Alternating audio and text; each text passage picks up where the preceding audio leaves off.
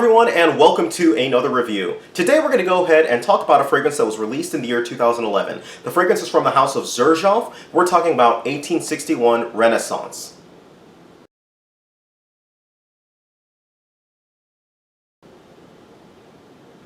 Now this fragrance is a fragrance that has kind of been on my radar for a while, and you may have recognized it because this was in one of the fragrances that I was kind of narrowing down for my wedding day scent. And I'll touch upon that a little bit later, but that's kind of where this is coming from. And I finally finished the review for this sucker. Now, this is considered a niche fragrance or a niche fragrance. This is about, for 100 milliliters, it's available in one main size. You can buy it for $235. So it's more on the expensive side, but as far as niche fragrances go, this is actually on the less expensive side in that realm. So it's a reasonably priced niche fragrance, if you will, for that. With that, let's go ahead and get right into the notes that you can see on the screen. Now, the main takeaway for this fragrance, and really what sets this fragrance apart from other fragrances, this is one of the most, if not the most natural smelling citrus fragrance that I've ever come across. The big thing with this sucker right here is the fact that when you smell it, when you sniff it, it's not just that I'm getting citruses. With a lot of citrus fragrances, even with some of my favorite ones, I smell it and I'm like, okay, that's lemon, but it's like a citrusy type vibe. With this one, with the citruses, I can pick out each of the citrus notes. I can smell the lemon. I can smell the tangerine. I can smell the bergamot. You know, that's kind of sourish bergamot that comes in there. And I have to say, it's really fantastic to be able to take something in like that and be able to pick it out. That really conveys to me quality, that you really are getting a quality or a good mix, if you will, where it didn't combine just to form something amalgamous or something that you don't know what it is. But this, you can definitely smell and take each of the single notes. Now, as the fragrance kind of develops and dries down, you actually start to get a mint scent. And the mint is like this cold mint scent.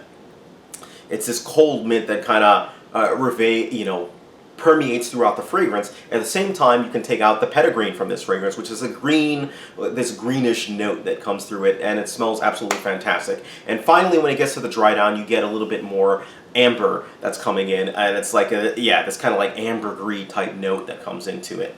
Now, if I'm to sum this fragrance up, this is a mojito.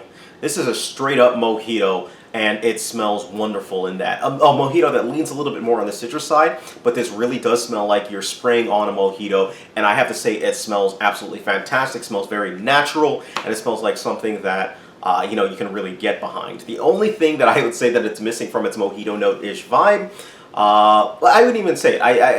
I really do think that it reminds me of mojito, which brings me to when you should wear this one, and I really think you should, is the summertime. This is a summer fragrance through and through, absolute gem of a fragrance, and even though it didn't make my wedding scent, this is definitely one that is on my list to go ahead and purchase. Now, I go about 4 sprays with this one. It is primarily a citrus fragrance, so that does mean that it doesn't necessarily have the projection that other fragrances do, but you can't really overspray this sucker. So I go for sometimes 5 sprays with this one.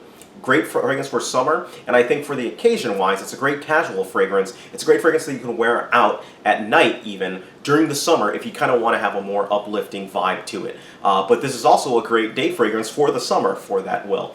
Summer through and through. If you're thinking about summer, you can go ahead and put this one on. And for those of you who are not in a summery climate, what I'm talking about when I say that is it's a great fragrance for 80 degrees Fahrenheit and up. Now, age group-wise, I think any age group can pull this one off.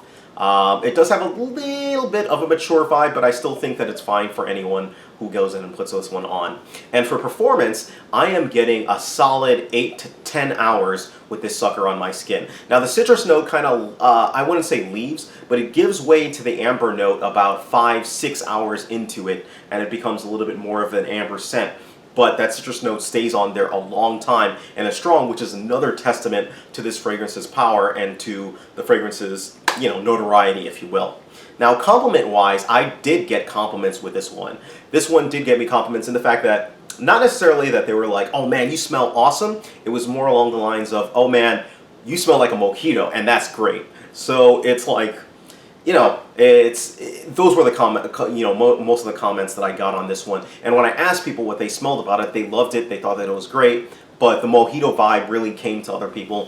One person actually asked me if I dashed mojito on my wrist, or if I spilled mojito on my wrist. So take with that what you will. So if I'm going to go ahead and give this fragrance a rating, I give this fragrance a rating a 9 out of 10. This fragrance is an excellent fragrance, and I think it's definitely one that you should pick up or at least take a look at, especially if you're looking for a quality citrus or a quality summery fragrance. This one, yes, it's a little bit more on the expensive side, which is why I did not give it a 10 out of 10. That's the only reason it didn't get a 10 out of 10. If you were to price this, and again, I'm not suggesting that, toss out your prices, but if you were to price this about $100 cheaper, easily 10 out of 10 in my mind right there and then. But it is a little bit more on the expensive side, so it does get a 9 out of 10. Now, it hits the barometer and everything. It's got the projection, the sillage, it smells natural. It's a little bit more of a unique fragrance, if you will, so you're not going to find many fragrances, if any at all, that smell like this fragrance. Overall, a very positive vibe. I'm just enamored by this fragrance. I love it, and I think that it's definitely a worthwhile fragrance to go ahead and pursue. So 9 out of 10 with the caveat that if it was a little bit cheaper, if you can get a little bit cheaper, you're going to definitely be getting a steal if you purchase this sucker. All right? So that's pretty much it. Let me know what your thoughts are on 1861 Renaissance or Renaissance, however you want to pronounce it. And that's pretty much it. Thank you guys. Take care of yourselves, and you guys have a great day.